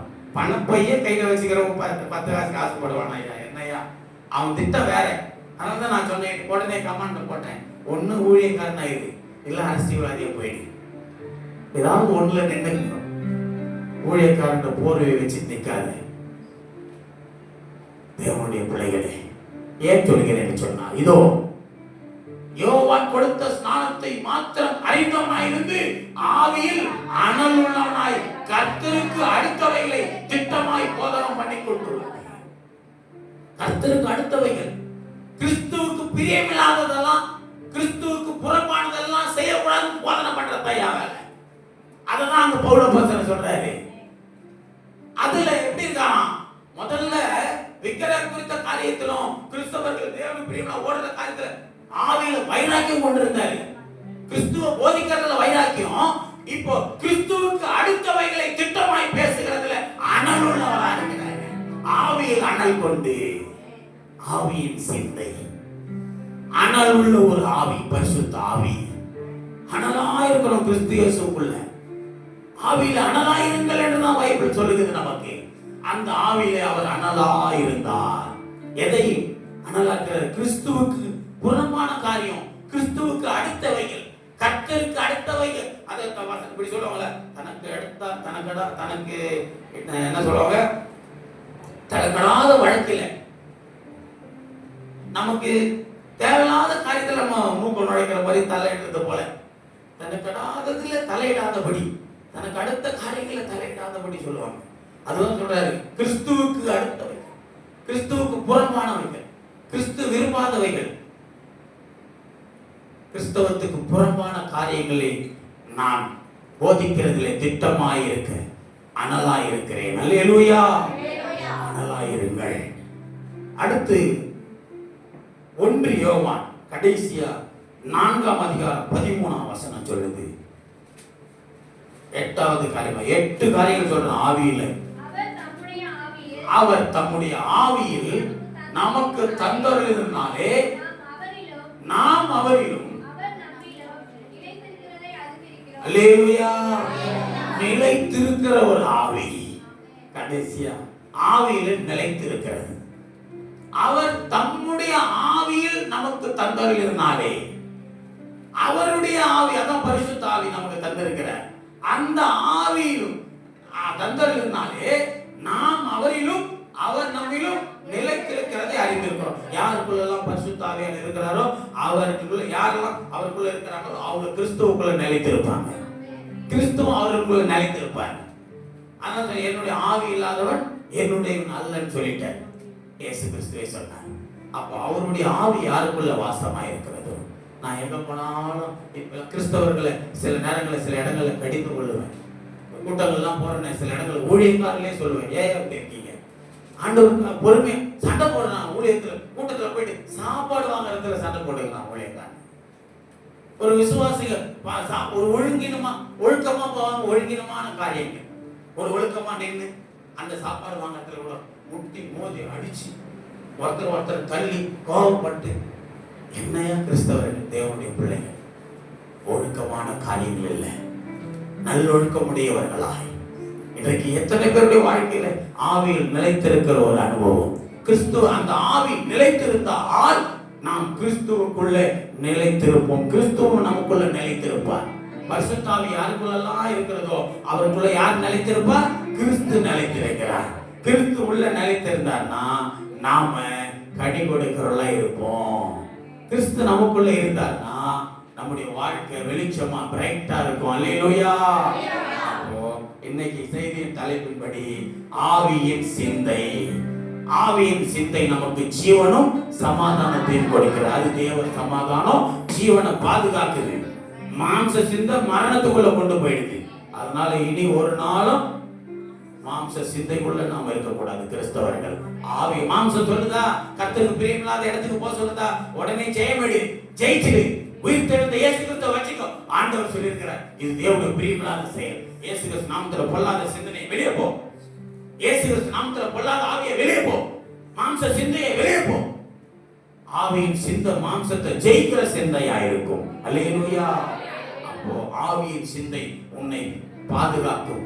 எல்லா தீமைக்கும் தீங்கிற்கும் மரணத்திற்கும் பாதுகாக்கிறது தான் ஆவியின் சிந்தை. அந்த ஆவியின் சிந்தை உனக்குள்ள எப்படி எல்லாம் இருக்க வேண்டும்? ஃபர்ஸ்ட் கபடற்ற ஆவி, உண்மை உள்ளதா இருக்கணும் ஆவியின் சிந்தை. அடுத்து நொறுங்குண்ட ஆவி, எளிமையுள்ள ஆவி, வைராக்கியம் உள்ள ஆவி, அனலுள்ள ஆவி, நிலைத்திருக்கிற ஆவி. அல்லேலூயா. இந்த கர்த்தர் தந்தருடைய பரிசுத்த ஆவி, இந்த ஆவியின் சிந்தை இந்த 8 காரியமாய் உனக்குள்ளே காணப்பட வேண்டும். அப்படி இருந்தால் யாக்கோபு 2:26 படியும், யூதா 19 வசனத்தின் படியும். வேகமாக யாக்கோபு 2:26. அப்படியே ஆவி இல்லாத சரீரம் செத்ததா இருக்கிறது போல கிரியை இல்லாத விசுவாசமும் ஆவி இல்லாத சரீரம் எப்படி இருக்குதா? செத்ததா இருக்குது. செத்து போன சரீரத்துக்கு ஏதாவது உணர்வு இருக்குமா? சொல்லுங்க. அப்படிதான் மாம்சத்துல வாழ்றவனுக்கும் உணர்வே இல்லை. ஒரு 10 முறை கூப்பிட்டு இருப்போம் ஒரு பையனை இங்க பார்த்து, உணர்வே வரமாட்டேது அவனுக்குள்ள. ஏன் சொல்லுங்க? மாம்சம் அவனை மரணத்துக்குள்ள கொண்டு போயிடுச்சு. ஒரு உயிர்ப்பிக்கிற ஒரு என்ன சொல்றது, நல் உணர்வே வராத அளவுக்கு அவனை மாம்சம் செத்ததாக்கிடுச்சு. இப்ப அவனுக்குள்ள உயிரை, அவனுக்குள்ள ஒரு உணர்வு வரத்துக்காக தான் ஆவியை கொடுக்குறான். அவனுக்கு நான் கொடுக்குறேன். இயேசு கிறிஸ்து நமக்கு தந்த பரிசுத்த ஆவி. தம்பி, வாழ்க்கை பரிசுத்தமா மாறணும்னா சர்ச்சைக்கு வா, பரிசுத்த ஆவியை பெற்றுக்கொள், பாவம் எல்லாம் உன்னை விட்டு விலகிடும். அப்போ ஆவி இல்லாத சரீரம் எப்படியா இருக்குதா? இன்னைக்கு ஒவ்வொரு கிறிஸ்தவனும் யாருக்குள்ளெல்லாம் பரிசுத்த ஆவி இல்லையோ அந்த சரீரம் செத்ததற்கு அடையாளம்.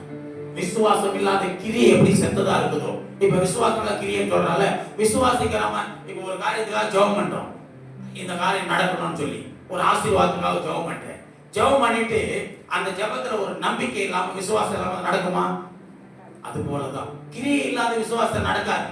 அது ஒண்ணு இல்லை, விசுவாசிகள்லாம் நடக்காது. விசுவாசிக்கிறவர்களுக்கு எல்லாம் வசனம் சொல்லுது. யாரெல்லாம் விசுவாசிக்கிறோம் அவளுக்கு எல்லாம் கூடும், விசுவாசிக்காதவனுக்கு கூடாது. விசுவாசம் தான் கூடும். விசுவாசம் இல்லாமல் நாம் எதை கேட்டால் பெற்றுக்கொள்ள முடியாது. விசுவாசம் எப்படி இருக்கணும்? அது உறுதியா இருக்கணும். நம்பப்படுகிற உறுதியும் காணப்படாத நிச்சயம். காணப்படாத நிச்சயமா எப்படி ஐயாது? இன்னைக்கு நம்மளாம் கேட்டா சொல்லுவேன், நான் கேட்டேன்னா சரி இயேசுவை எல்லாம் பார்த்துக்கிறோமா? நம்மளாம் பரலோகத்தை பார்த்துக்கிறோமா? அப்புறம் எப்படி அங்கே போவேன்? அதான் நம்பிக்கை. நான் பரலோகம் போவேன். பரலோகத்தை நம்ம பார்த்தே இல்லை, படிச்சிருக்கணும் பைபிள்ல. பரலோகம் இப்படிதான் இருக்கும்னு பைபிள் நமக்கு கற்றுக் கொடுக்குது. இந்த பரலோகத்துக்கு யார் போவான்னு பைபிள் நமக்கு கற்றுக் கொடுக்குது. இந்த பரலோகத்துக்கு நான் போவேன்ற நம்பிக்கையை நமக்கு இந்த பைபிள் தான் ஊட்டுது. அப்ப பரலோகத்தை நம்ம பார்க்கல. இதுதான் விசுவாசத்தில் காணப்படாத நிச்சயம். பூமிக்குடைய கூடாரமாகிய இந்த வீடு அழிந்து போயிடும், ஆனா அழியாத நித்திய வீடு நமக்கு பரலோகத்துல உண்டு. பரலோகத்துல உண்டு. ஆமா.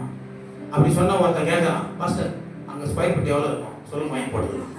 பரலோகத்தில் இடம் வாங்கி போறது ரெடி ஆகணும், பணக்காரலாம். உன் பணம் எல்லாம் பரலோகத்தில் இடம் உண்டாக்காதுடா. பரிசுத்தம் தான்டா பரலோகத்தில் இடம் உண்டோம். இங்க நீ எவ்வளவு பணம் வச்சுனாலும் எத்தனை பிளாட் வேணா வாங்கி போடலாம், எவ்வளவு இடம் வேணா வாங்கி போடலாம். உலகம் பூமி இதெல்லாம் அழியக்கூடியது. அங்க இடம் வேணும்னா பணத்தால வாங்க முடியாது, பரிசுத்தத்தால மட்டும்தான் வாங்க முடியும். ஹோலினஸ், ஹோலினஸ் அதை மட்டும் தனித்துக் கொள்ளுவோம். இன்னைக்கு நான் அடைந்து வரேன், அதனால தான் அநேகருக்கு போதிக்கிறேன், அநேகருக்கு சொல்றேன். பரிசுத்த ஆவியை துக்கப்படுத்தாதீர்கள். நமக்குள்ள இருக்கிற பரிசுத்த ஆவி துக்கப்படக்கூடாது. பாவம் உள்ள வரும்போது பரிசுத்த ஆவி வெளியே போயிடும். அப்பேற்பட்ட சவுல், ராஜாவா இருந்த சவுலுக்குள்ள பாவம் உள்ள வந்துச்சு, கர்த்தருடைய ஆவி வெளியே போயிடுச்சு. கர்த்தருடைய ஆவி வெளியே போனா என்ன தெரியுமா? பயம் வரும், நடுக்கம் வரும், திகில் வரும். ஒரு என்ன சொல்றது, அவங்க வாழ்க்கையில ஐயோ ஃபியூச்சரை வச்சு பயம் வந்துடும், நான் செத்துருவோன்ற பயம் வந்துடும். அதான் பரிசுத்த ஆவி வெளியே போயிடுறதுதான் அனுபவம். ஆனா பரிசுத்த ஆவி இருக்கிறவன் பயப்படவே மாட்டான். கர்த்தருடைய ஆவி உள்ளவன் பயப்படவே மாட்டான், தைரியமா நிற்பான். கர்த்தருடைய ஆவி யாருக்குள்ளே இருக்கிறதோ அவர்கள் கர்த்தருக்குள்ளே, கர்த்தர் அவர்களுக்குள்ளே நிலைத்தும் இருக்கிறார். ஆவி இல்லாத சரீரம் செத்ததாக இருக்கும். பரிசுத்த ஆவி இல்லாதனால்தான் இன்னைக்கு கர்த்தருக்கு பிரியமில்லாத இடத்துக்கு துணிகரமா ஓடுறோம், கர்த்தருக்கு பிரியமில்லாத செயல்களை துணிகரமா செய்யறோம். கர்த்தருடைய ஆவி இருந்தாருன்னா நிறைய காரியங்கள் நம்மளுக்கு கற்றுக் கொடுப்பார். ஆமா, நான் இவ்வளவு பாட்டு எழுதுனா இந்த பாட்டெல்லாம் எழுதிட்டு யூடியூப்ல போடலாம் அப்படின்னு சொல்லி நாளைக்கு நினைச்சோட நான் பாட்டு போட முடியும். போடுறது கர்த்தரை ஆசீர்வதிக்கிறேன். அந்த பாட்டு போடுறது போய் நின்னா ஒருத்தர் கேட்கிறாரு, 1 லட்சம் தரீங்க, 1 லட்சம் சூப்பரா பண்ணித்தரேன். ஐயோ 1 லட்சம் தான் சர்ச்சு கேட்டுருவேன், எக்ஸ்சேஞ்ச் பண்ணலாம் சர்ச்சை. இன்னொருத்தர் 50,000 கொடுக்குறீங்களா? சோத்திராண்டவரே, நான் கர்த்தர் கொடுத்த பாட்டு 1 லட்சம் 50,000 செலவு பண்ணி தான் நான் யூடியூப்ல விடணுமா? கர்த்தர் என்னைக்கு அதை நிறைவா ஆசீர்வாதமே எனக்கு தராரோ அன்னைக்கு போட்டோம், அன்னைக்கு வரட்டும். அதுவரை என் ஜனம் பாடட்டும், அதுவரை என் ஜனம் பாடி அநேகர் கற்றுக்கொண்டு அநேகர் மூலமா அங்கங்க பரவட்டும். ஒரு சகோதரி போன் பண்ணான், பாஸ்டர் இந்த பாட்டு நீங்க நல்லா இருக்கு, எங்க சர்ச்சில் நான் பாட போறேன், எனக்கு கொஞ்சம் இன்னொரு வாட்டி பாடி அனுப்புங்க. ரொம்ப சந்தோஷமா இருந்து, நன்றி ஆண்டவரே. இங்க பாடுற பாட்டு அந்த பகுதியில் இருக்கிற சபை பாட போறாங்களா, அனுப்புவோம். இப்படியாவது போதே கர்த்தருடைய ஆவி நமக்குள்ளே வாசமா இருக்கிறது.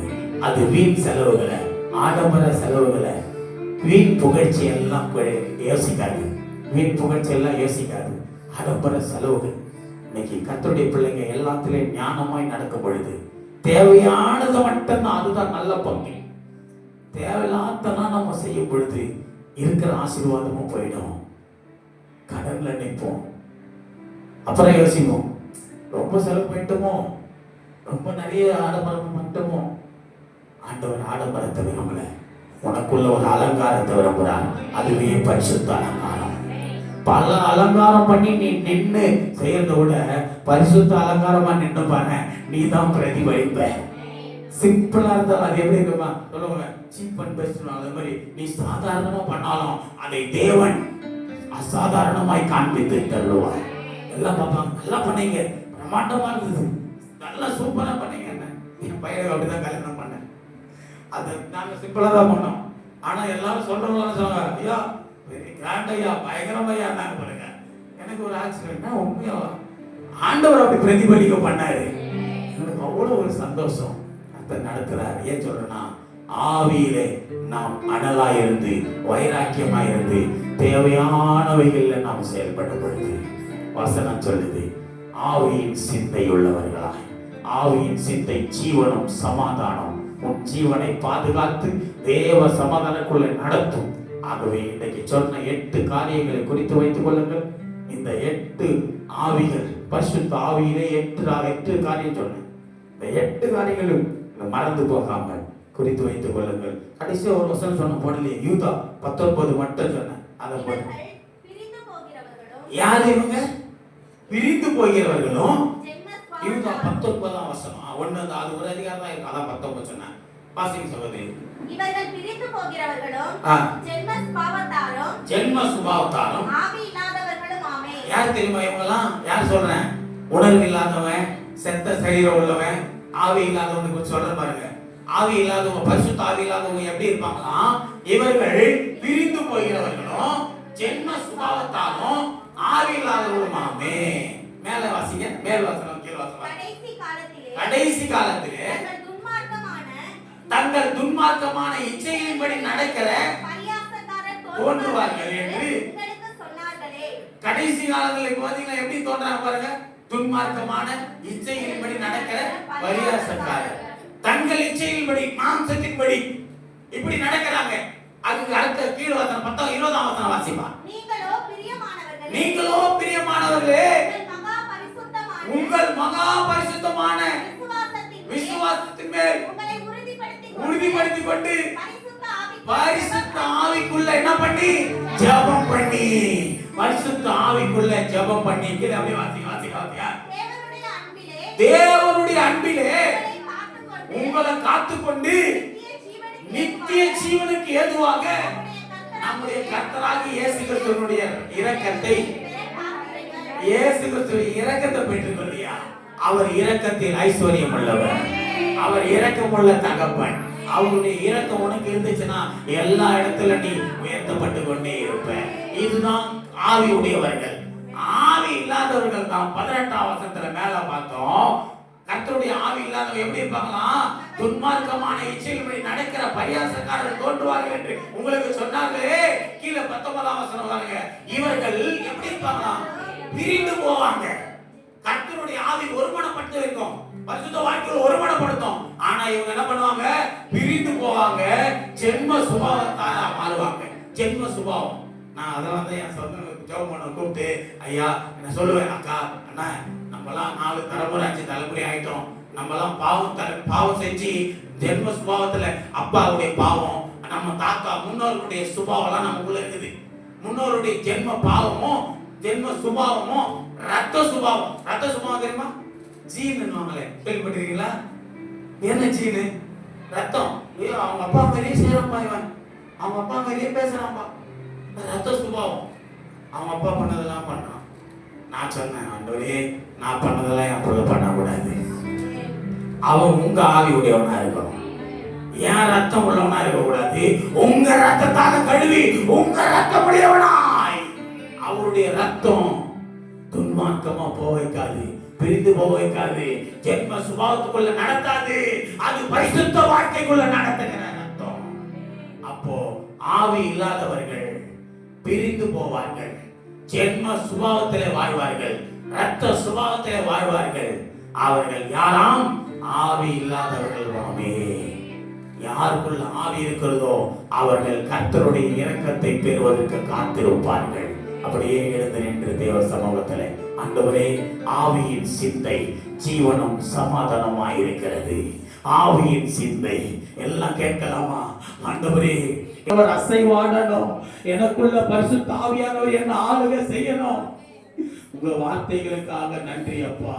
ஒவ்வொரு வாரமும் நீர் கொடுக்கிற வார்த்தைகளுக்காக நன்றி ஆண்டவரே. இந்த தலைப்புகளுக்காக நன்றி. பரிசுத்த ஆவியானவர் எங்களோடு பேசுகிறதுக்காக நன்றி, எங்களை உணர்த்துகிறதுக்காக நன்றி.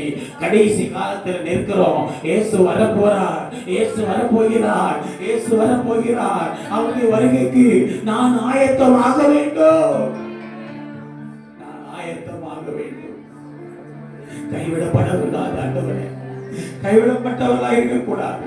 என் பிள்ளைகள் ஆயத்தப்பட்டவர்களாய் நிற்க வேண்டும். இந்த சபை மனவாட்டி சபையாய் மாற வேண்டும். நான் மனவாளனாக இயேசு கிறிஸ்துவுக்கு ஏற்ற மனவாட்டியாய் நிற்க வேண்டும். அப்பொழுதுதான் என்னை அவர் அழைத்து செல்வார். நான் அவருக்கு ஏற்ற மனவாட்டியாய் இல்லாவிட்டால் நான் கைவிடப்படுவேன் அப்பா. நான் தள்ளப்படுவேனே, நான் நிராகரிக்கப்படுவேனே. உங்க ஆவி உள்ளவனாய் இருந்தால் நான் புறக்கணிக்கப்படேன், நான் பிரிந்து போக மாட்டேன், நிறைத்திருப்பேன். ஆவியின் சிந்தை எனக்கு தாரும். எத்தனை பேர் கேட்கிறீங்க? ஆவியின் சிந்தை எனக்குள்ளே உண்டாகட்டும், மாம்ச சிந்தை வெளியே போகட்டும். எல்லாம் சொல்லுகிற வாயத்தினது ஆவியின் சிந்தை எனக்குள்ளே உண்டாகட்டும், மாம்ச சிந்தை வெளியே போகட்டும். ஆவியானவரே, ஆவியானவரே, பரிசுத்த ஆவியானவரே, ஆவியானவரே, ஆவியானவரே, பரிசுத்த ஆவியானவரே, அப்பா பரிசுத்த ஆவியானவரே, வல்லமையாய் இறங்கினீரே, பரிசுத்த ஆவியானவரே அக்கினியாய் இறங்கினீரே அக்கினியின் ஆவியானவரே அக்கினியாய் இறங்கிடுமே பட்சிக்கிற ஆவியானவரே ஓ பட்சிக்கிற ஆவியானவரே விடுதலை தருபவரே விடுவிக்கும் ஆவியானவரே எனக்கு விடுதலை தருபவரே விடுதலையின் ஆவியானவரே கை உயர்த்தல்லவா ஆவியானவரே ஆவியானவரே பரிசுத்த ஆவியானவரே ஆவியானவரே ஆவியானவரே பரிசுத்த ஆவியானவரே ஆவியானவரே ஆவியானவரே அழைத்துக்கொள் அழைத்து ஆளை பெற்றுக்கொள் அழைத்து பெற்றுக்கொள் அழைத்து பெற்றுக்கொள் பரிசுத்த ஆவியை பெற்றுக்கொள் அவருடைய சிந்தையை பெற்றுக்கொள் பொல்லாத சிந்தனை வெளியே போகட்டும் அக்கிரம சிந்தை வெளியே போகட்டும் என் ஆண்டவருக்கு பிரியமில்லாத சிந்தை வெளியே போகட்டும் தேவனுக்கு பிரியமில்லாத செயல்கள் வெளியே போகட்டும் கர்த்தர் உன்னை பார்க்கிறார் மாம்ச சிந்தை உன்னை மரணத்திற்கு கொண்டு போகும் ஆவியின் சிந்தையோ உனக்கு ஜீவனும் சமாதானத்தை கொடுக்கும் உங்களோட ஆசீர்வாதமாய் இருக்கும் நீ செழிப்பாயிருப்பாய் நீ கர்த்தருக்குள்ள நிலைத்திருப்பாய் கர்த்தர் உனக்குள்ள நிலைத்திருப்பாய் உன் சமாதானம் நதியை போல அது பாய்ந்து ஓடும் அது பரவும் அது உன் நிமித்தமாய் எல்லாரையும் மகிழ்ச்சியாய் இருக்கும் அதுதான் தேவ சமாதானம் அது உனக்கு உண்டாய் இருக்கும் நீ ஆவியின் சிந்தையாய் உள்ளவனாய் மாறும் பொழுது ஆவியின் சிந்தை உள்ளவர்களாய் நாம் மாறும் பொழுது நிச்சயமாகவே கர்த்தர் உங்களோடு இருப்பார் இந்த சமூக வலைத்தளத்து மூலம் லைவ்ல முகநூல் வாயிலா யூடியூப் வாயிலாய் பார்த்து கொண்டிருக்கிற அருமை தெய்வ பிள்ளைகளே கூட ஆண்டவரே ஆவியின் சிந்தைக்குள்ளே வழி நடத்தி செல்வீராக ஆவியின் சிந்தை ஒவ்வொருவருக்குள்ளும் உண்டாகட்டும் மாம்ச சிந்தை மறைந்து போகட்டும் மாம்ச சிந்தை அழிந்து ஒழிந்து போகட்டும் ஆவியின் சிந்தை அது தேவன் தந்த ஆவி அது கபடமில்லாத ஆவி அது நொறுங்குண்ட ஆவி அது உண்மையுள்ள ஆவி ஆண்டவரே தேவனுடைய ஆவி எங்களுக்குள்ளே வாசமாய் இருக்கட்டும் கர்த்தருடைய ஆவி எங்களுக்குள்ளே அனலாய் வைராக்கியமாய் இருக்கட்டும் வழி நடத்தும் இந்த ஆராதனையில வந்து உடைய நாமத்தை பாடி துதித்து மகிமைப்படுத்தி கர்த்தருடைய வார்த்தையை கேட்டு போகிற இந்த பிள்ளைகளுக்குள்ள ஆண்டவரே வார்த்தை நிலைத்திருக்கட்டும் சத்தியம் நிலைத்திருக்கட்டும் சத்தியத்தை மறந்து போகாதவர்களாய் கேட்ட சத்தியத்தை நினைவு கூர்ந்து அந்த சத்தியத்திலே நிலைத்திருந்து விடுதலையோடு வாழ்வார்களாக ஜெபம் செய்வோம். மகா பரிசுத்தமும் இரக்கமும் கிருபையும் நிறைந்த எங்கள் பரலோக பிதாவே, இயேசு கிறிஸ்துவின் நாமத்தினாலும் பரிசுத்த ஆவியானுடைய ஒத்தாசையோடு கூட இந்த பரிசுத்த ஓய்வு நாளில் மனமகிழ்ச்சி நாளில் இந்த ஆராதனையின் நிறைவிலே உன்னுடைய கரத்திலே எங்களை ஒரு விசையாய் தாழ்த்தி ஒப்பு கொடுக்கிறேன். ஆவி ஆத்துமா சரீரத்தை அர்ப்பணிக்கிறேன். இந்த ஆராதனையில் பங்கேற்ற சிறு குழந்தைகள், சிறு பிள்ளைகள், வாலிபர்கள், வயதானவர்கள், பெரியவர்கள், புருஷன்மார்கள், ஸ்திரீகள் ஒவ்வொருவரையும் கர்த்தர் பேர் பேராய் ஆசீர்வதிப்பீராக. வழி நடத்தி செல்லுங்க. ஒருவரும் பெருமையாய் போகாதபடி கர்த்தர் என்னோடு பேசினார், என்னை உணர்த்தினார். இனி ஆவியின் சிந்தை உள்ளவனாய் இருந்து என் ஜீவனை பாதுகாத்துக் கொண்டு சமாதானமாய் வாழ கர்த்தர் அனுக்கிரகம் செய்ய போகிறார் என்ற விசுவாசத்தோடு கடந்து செல்வார்களாக. விசேஷமாக இந்த நாளில் கூட ஆண்டவரே தையூர் பகுதியிலிருந்து வந்த அருமை அன்பு ஆண்டவரே தாயாரோடைய மகள் சுக்மா ஆண்டவரே மகன் ஆண்டவரே உடைய கரத்தில் ஒப்பு கொடுக்கிறேன். ஆண்டவரே மகளுடைய திருமண காரியங்கள் ஆண்டவரே இன்னும் ஒரு சில நாட்கள், ஒரு வாரங்களே இருக்கிறது. ஆண்டவரே கர்த்தர் மகளுடைய திருமணத்திலே கர்த்தர் கூட இருந்து சுஷ்மாவோடு இருந்து வழி நடத்துங்க. அவருடைய ஆண்டவரப்பா தேவைகள் எல்லாம் சந்திக்கப்படட்டும். ஆச்சரியமாய் அநேக கண்களுக்கு நேரத்துங்க. இந்த வசனத்தின்படி இது கர்த்தரால் உண்டானது என்று அநேகர் சொல்லும்படி திருமணத்திலே தேவன் வெளிப்படுவீராக. எல்லா தேவைகளும் நிறைவாய் சந்திக்கப்படட்டும். அவர்களோடு கர்த்தர் இருந்து வழி நடத்தி செல்வீராக. கேட்டதை கேட்க மறந்த யாவை பொறுப்படுத்திக் கொள்ளுங்கள். வர தடைப்பட்டவர்களுக்காக ஜெபிக்கிறேன். கர்த்தர் அவர்களை மன்னித்து இரக்கமாய் அவர்களை வருகிற நாட்களில் சபைக்கு கொண்டு வாங்க. அவர்களும் உங்களுக்குள்ள பலப்படட்டும். ஒருவனும் கெட்டு போகக்கூடாது என்பதே தேவ சித்தம். எல்லாரையும் மீட்டு நீர் நித்திய ஜீவனை கொடுக்க விரும்புகிறேன். ஆகவே அறாதவர்களும் கர்த்தர் நினைவு கூர்ந்து மன்னித்து ரட்சித்து அழைத்து வாங்கப்ப. இன்னும் இந்த பகுதியிலே இந்த ஒளிபரிக்க மூலமா தேவனுடைய வார்த்தையின் சத்தத்தை, ஆராதனை சத்தத்தை கேட்டுக்கொண்டிருக்கிற சுற்றத்தாரையும் ரட்சிங்க. கிராமத்தில் அநேக ஆத்துமாக்களை எங்களுக்கு தாங்க. இந்த கரத்தில் தாழ்த்தி ஒப்பு கொடுக்கிறேன். வருகிற நாட்களில் நடக்க போற எல்லா கூட்டங்களையும் கர்த்தர் ஆசீர்வதிங்க. ஒரே கூட்டத்தில் வரக்கூடிய தேவ மனிதர்கள் எல்லாம் கனப்படுத்துங்க. இந்த இடத்துல அவர்களை போசிங்க. கர்த்தர்களுக்கு எங்கள் கைகளை திடப்படுத்துங்க. சபை கட்டுமான பணி, விரிவாக்க பணி மேல் தளத்தில் நல்ல பெரியதாக கட்டுவதற்கு நாங்கள் திட்டமிட்டிருக்கிறோம். கர்த்தர் எங்களுக்கு அதை உடைய சித்தத்தின்படி வாய்க்க பண்ணுவீராக. இந்த கரத்தில் தாழ்த்தி ஒப்பு கொடுக்கிறேன். கேட்டதை கேட்க மறந்த யாவை பொறுப்படுத்திக் கொள்ளுங்க. இயேசு கிறிஸ்துவின் நாமத்தில் ஜெபிக்கிறேன் ஜீவனுள்ள நல்ல பிதாவே, ஆமென். எல்லாரும் சேர்ந்து சொல்லுவோம். என் ஆத்துமாவே கர்த்தரை ஸ்தோத்திரி, என் உள்ளமே அவருடைய பரிசுத்த நாமத்தை ஸ்தோத்திரி, என் ஆத்துமாவே கர்த்தரை ஸ்தோத்திரி. அவர் செய்த சகலமான ஆசீர்வாதம் கர்த்தராகிய இயேசு கிறிஸ்துவின் கிருபையும் பிதாவாகிய தேவனுடைய அன்பும் பரிசுத்த ஆவியாருடைய ஐக்கியம் இன்றும் என்றும் சதா காலங்களிலும் நம் அனைவரோடும் விசேஷமாய் நம்முடைய ஊழியத்தோடும் அவர் வருகை மட்டும் இருந்து காப்பாராக. அல்லேலூயா, அல்லேலூயா, அல்லேலூயா.